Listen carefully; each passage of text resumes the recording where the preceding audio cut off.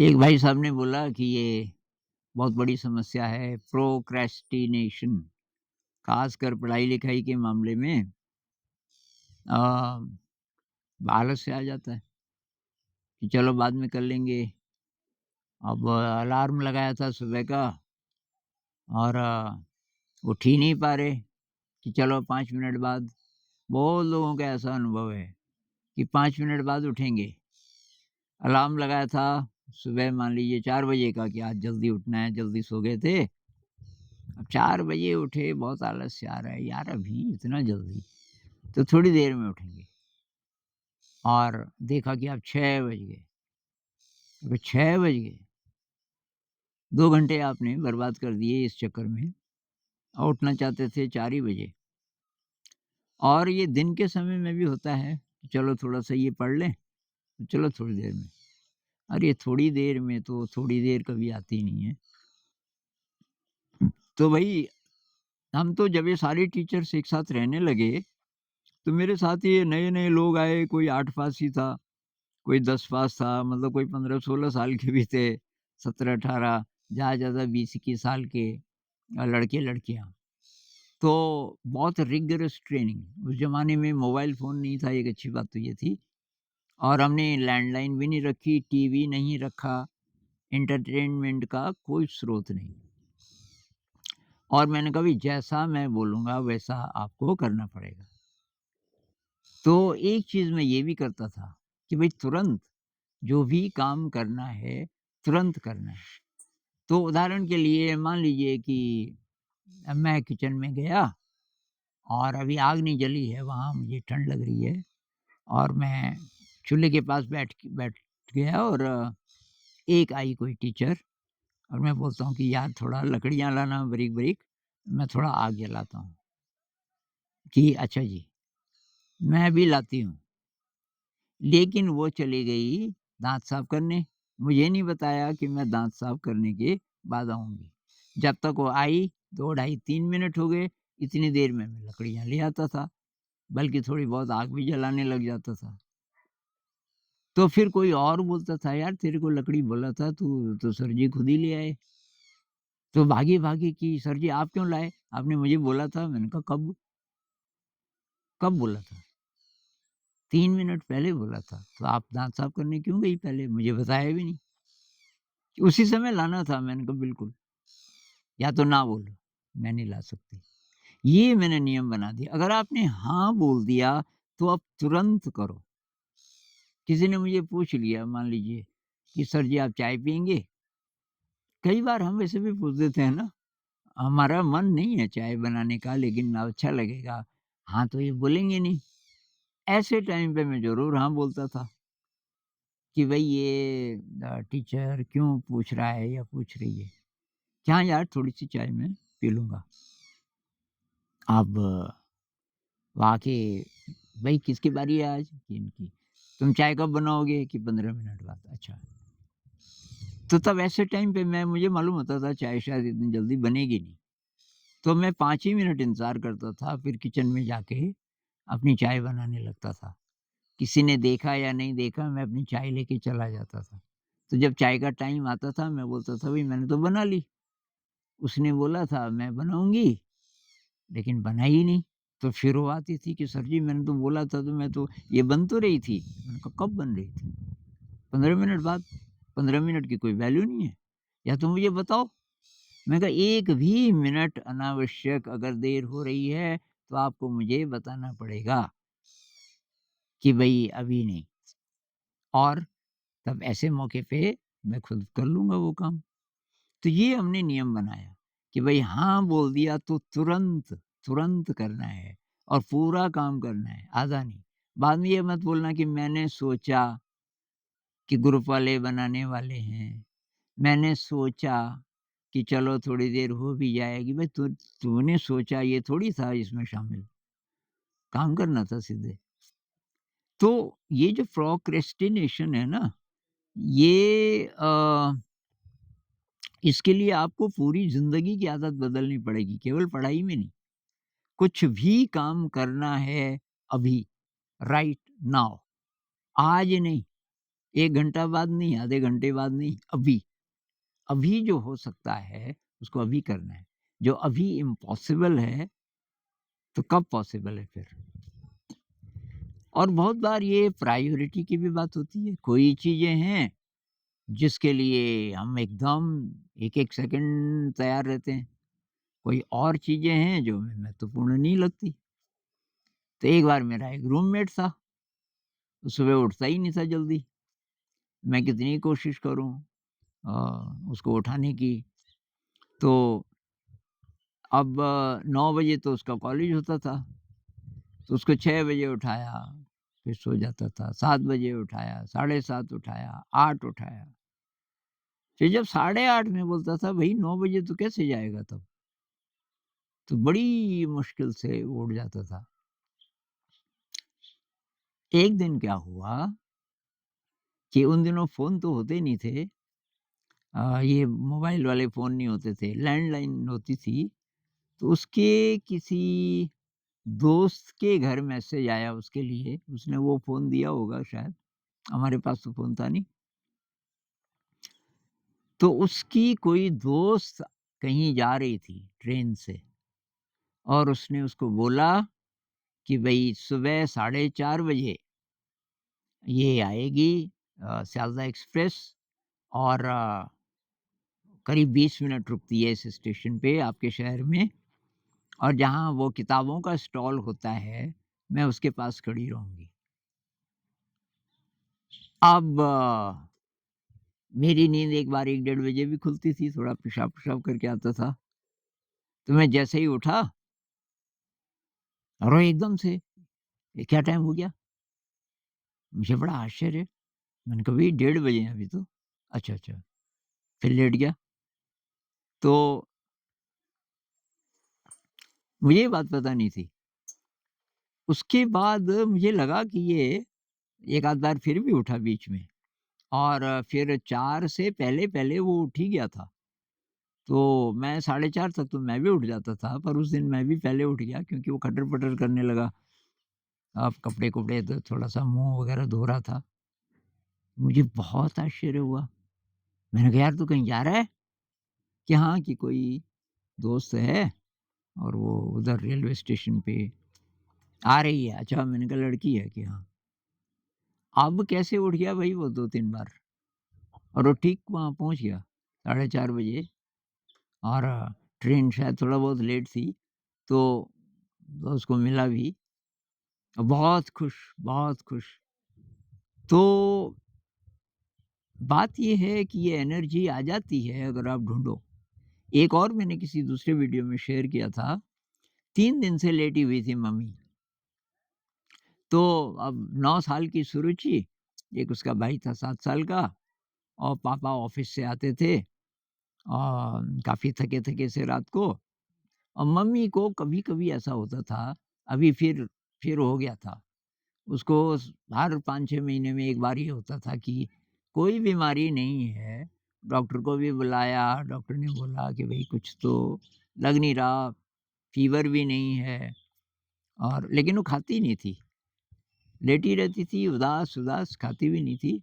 किसी प्रकार का डिप्रेशन है, पता नहीं क्या। 3-3 दिन चलता था।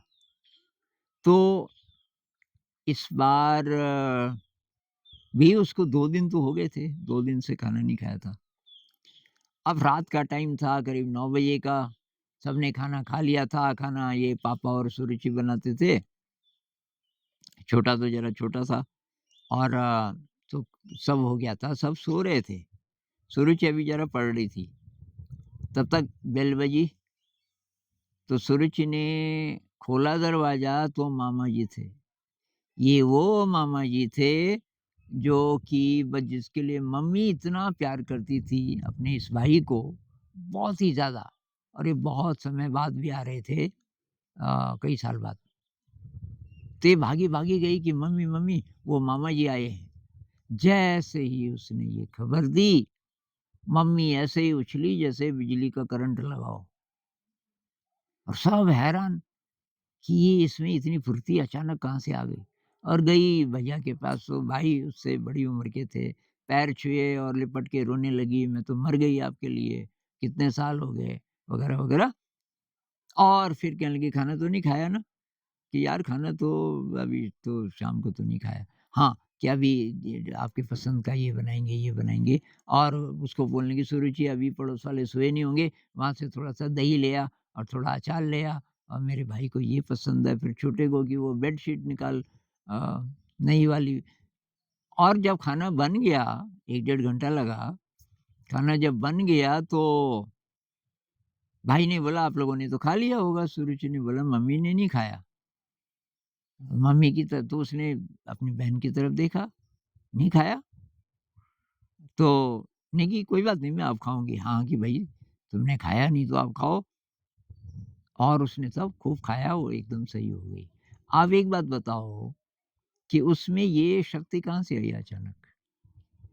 ये शक्ति आई क्योंकि भाई आया और अगर हमको पता हो कि शक्ति तो भई हमारे अंदर है, भाई आए या ना आए, शक्ति का स्रोत तो मेरे अंदर है।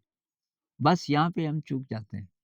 हम सोचते हैं कि शक्ति के लिए कोई ट्रिगर चाहिए बाहर या प्रेम के लिए कोई ट्रिगर चाहिए, कोई मतलब कोई है जिससे आपको प्रेम होता है तो उसके कारण ये फीलिंग आ रही है। भाई फीलिंग तो आपके कारण आ रही है, आप ही के दिल में आ रही है। वो उसके बिना भी आ सकती थी। शायद वो मेडिटेशन से भी आ सकती थी, संगीत से भी आ सकती थी। तो हम उस पे आरोपित करते हैं इसको, बाहर की चीज़ों पे। सब है हमारे अंदर। तो कोई प्रोक्रेस्टिनेशन नहीं है, ये तो आपने तैयार किया हुआ है। ये जो आलस्य है, प्रोक्रेस्टिनेशन का मतलब होता है, अभी का काम ज़रा कल पे छोड़ देना। तो कबीर साहब की सलाह तो ये है ना कि काल करे सो आज कर, कल जो करना है अभी देख आज कर सकता है?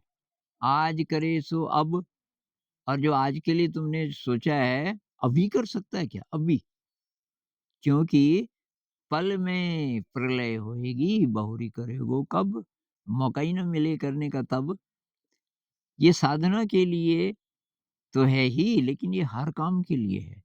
कोई भी काम है, तुरंत कर दो तो कर दो और नहीं तो कोई गारंटी नहीं। कई-कई हफ्ते भी गुज़र जाते हैं, कुछ-कुछ ऐसे प्रकार के काम हैं, जैसे बाज़ार से कोई चीज़ लानी है बहुत ज़रूरी। मान लीजिए कि बाज़ार से आपको गैस का लाइटर लाना है, लाइटर नहीं है और आप वो माचिस से काम चला रहे हो। अब हर बार जब आप गैस के पास जाते हो, आपको याद आता है, "अरे यार! लाइटर लाना था।" तो ठीक है, अब बाज़ार जो भी जाएगा उसको बोलेंगे, लेकिन फिर भूल जाते हैं, फिर भूल जाते हैं। तो इसका तरीका क्या है? कोई सिस्टम बना सकते हैं कि उस समय वो याद आ जाए। तो वही प्रोक्रेस्टिनेशन मैं 1-2 घटनाएँ अपनी ज़िंदगी की बताता हूँ। मुझे पढ़ते-पढ़ते जैसे आलस्य आ रहा है, झोंके आने लग गए, रात बहुत हो गई।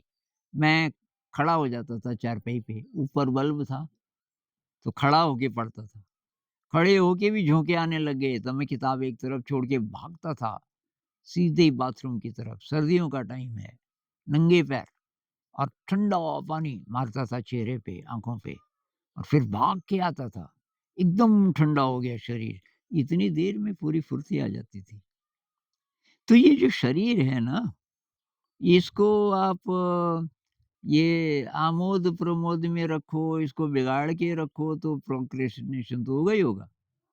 तो थोड़ा-सा ये जो शरीर है इसको झिंझोड़ो थोड़ा-सा, थोड़ा-सा इसको ट्रेन करना पड़ेगा आपको और जैसी ट्रेनिंग इसको दोगे, वैसी ट्रेनिंग हो जाएगी।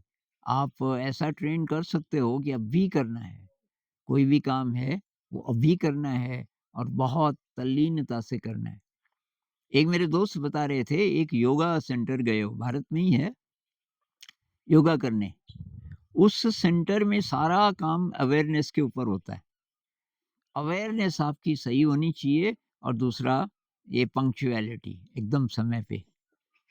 तो वहाँ जो मेन टीचर थे और योगासन वगैरह नहीं कराते वहाँ ज़्यादा। वो कहते हैं ज़िंदगी की सारी चीज़ें योगासन है, जितने एक्शन हैं, अवेयरनेस के साथ आप करो तो।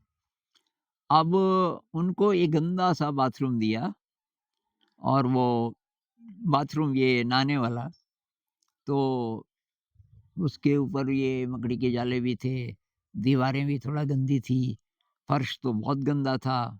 और पानी निकलने का एक जगह थी जिसमें वो एक जाली-जाली जैसी रहती है, कोई लोहे का सर्कल जिसमें लोहे का, स्टील का जिसमें छेद-छेद रहते हैं ताकि पानी पास हो जाए, वो था। तो उन्होंने बोला, "भई ये साफ करना था, कर लोगे?" कि "हाँ जी।" कि "कब?" कि "जी अभी।" उनको मालूम था कि ये तो बोलना ही नहीं कि 10 मिनट बाद, कि "अभी मैं शुरू हो जाता हूँ, मुझे सामान बता दो कहाँ-कहाँ है।" ख़ैर वो लग गए और उन्होंने चमका दिया। छत और दीवारें और फर्श सब चमका दिया। 1 घंटा, डेढ़ घंटा लग गया होगा। फिर वो आ गए गुरुजी के पास। गुरुजी ने कहा, "हो गया साहब?" कि "हाँ।" कि "चलो तो मेरे साथ।" गुरुजी ने क्या किया कि जहाँ से पानी जाता है वो जो ढक्कन था स्टील का जिस पे छेद, उस ढक्कन को उठाया, उल्टा करके दिखाया और वो अति गंदा, बहुत गंदा और डाँटा उनको। "इतनी अवेयरनेस है तेरी? अरे जो-जो ऊपर-ऊपर से दिख रहा है इतना तो कोई भी साफ कर देता।" अवेयरनेस ये होनी चाहिए थी कि ये फिक्स्ड है क्या कि डिटैचेबल है? तुम्हारे दिमाग में आया ये? अब उस दोस्त एकदम चुप। हाँ, कि ये नहीं आया ना, ये आना चाहिए। थोड़ा एक्स्ट्रा अवेयरनेस। तो कि ये तो परीक्षा थी आपकी, कोई भी चीज़ है, केवल आम दिमाग से मत सोचो कि सफाई करनी है तो कैसे, कैसे, कैसे। उसके अलावा एक्स्ट्रा कुछ सोचो। वहाँ ये ट्रेनिंग थी।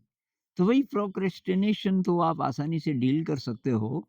सिर्फ़ ये है कि ये मान के चलो आप ही ने अपने को आलसी बनाया हुआ है और आप ही अपने को एकदम अलर्ट बना सकते हैं। एक बात और, ध्यान में आगे नहीं आप बढ़ सकते जब तक प्रोक्रेस्टिनेशन की आपको आदत है। ध्यान का मतलब होता है सजग इस मोमेंट में, इस क्षण में क्या हो रहा है मन में, क्या हो रहा है शरीर में, इस क्षण में, प्रेज़ेंट मोमेंट। ध्यान का मतलब ये है living in the present moment और यही ज़िंदगी का भी मतलब है। Living in the present moment. समग्र ऊर्जा से इस क्षण में जीना, तभी जीवन में आनंद आएगा और उसके लिए ये बहुत ज़रूरी है कि ये आप आदत डालो, प्रोक्रेस्टिनेशन को छोड़ो, ये तो आपने पाला हुआ है ना। सारे दुर्गुण हम ही ने पाले होते हैं और फिर हम बोलते हैं कि जी क्या करें इसका?